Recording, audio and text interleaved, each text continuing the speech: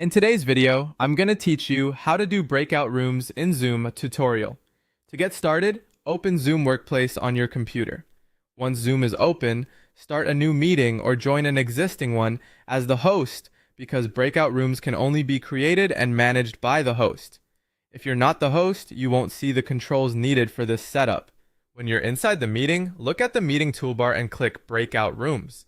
This opens the Breakout Room setup panel, where you can decide how you want to organize your participants. First, choose how many breakout rooms you want to create. Think about the size of your group and how you want people divided before making that selection.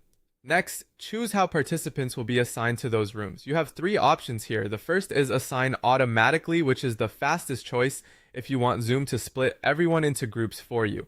The second is assign manually, which is useful if you want full control over who goes into each room. The third option is to let participants choose room, which gives attendees the freedom to join the room that fits them best. After choosing the number of rooms and the assignment method, click Create. If you selected manual assignment, you'll now need to place people into each room yourself. To do that, click Assign next to a room, then select the participants you want in that specific group. Continue doing the same thing for the remaining rooms until everyone is placed where you want them. Before opening the rooms, it's a good idea to click Options and review the additional breakout room settings.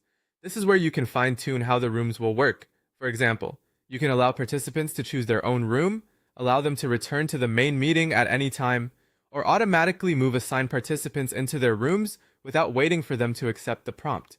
You can also set the rooms to close automatically after a certain number of minutes and add a countdown timer so participants know when the breakout session is ending. Once your settings are in place, review your room assignments carefully.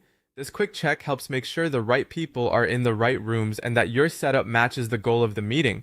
When everything looks good, click Open All Rooms. At that point, participants will receive a prompt to join their assigned breakout rooms.